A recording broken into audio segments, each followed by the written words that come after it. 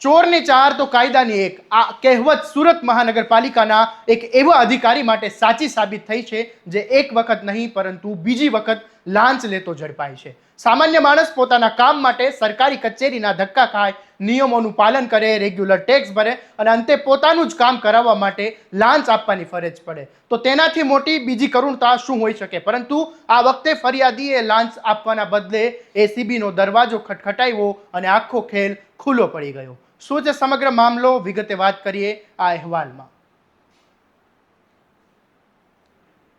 નમસ્કાર, હું છું આસિફ કાદરી અને સ્વમાન સાથે તમારું સ્વાગત છે.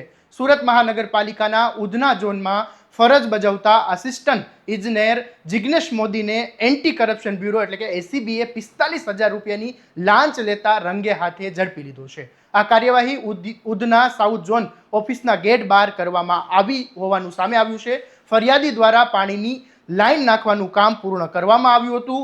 આ કામનું બિલ મંજૂર કરવા માટે ચૂકવણી પ્રક્રિયા આગળ વધારવા માટે આસિસ્ટન્ટ ઇજનેર જિગ્નેશ મોદીએ 50,000 રૂપિયાના લાંચની માગણી કરી હતી. ફરિયાદીએ લાંચ આપવા તૈયાર ન હોવાથી તેમણે એસીબીનો સંપર્ક કર્યો હતો અને ફરિયાદીને મળ્યા બાદ એસીબીએ સમગ્ર મામલાની ચકાસણી કરી અને છટકું ગોઠવ્યું અને આયોજન મુજબ ફરિયાદીને અધિકારીનો સંપર્ક કરાવ્યો અને નક્કી કરાયેલી રકમ આપવા પહોંચ્યા હતા. જેમ જ જિગ્નેશ મોદીએ 45,000 રૂપિયાની રકમ સ્વીકારી તેમજ એસીબીની ટીમે તેને રંગે હાથે ઝડપી લીધો હતો. પરંતુ આ સમગ્ર ઘટનામાં સૌથી ચોંકાવનારી બાબત એ છે કે આ અધિકારી માટે લાંચનો આ પહેલો કેસ નથી.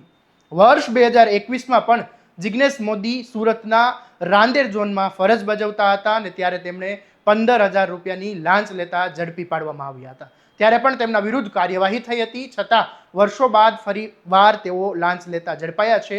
આ ઘટના માત્ર એક અધિકારીની ધરપકડ પૂરતી મર્યાદિત નથી પરંતુ સમગ્ર તંત્ર સામે અનેક સવાલો ઊભા કરે છે.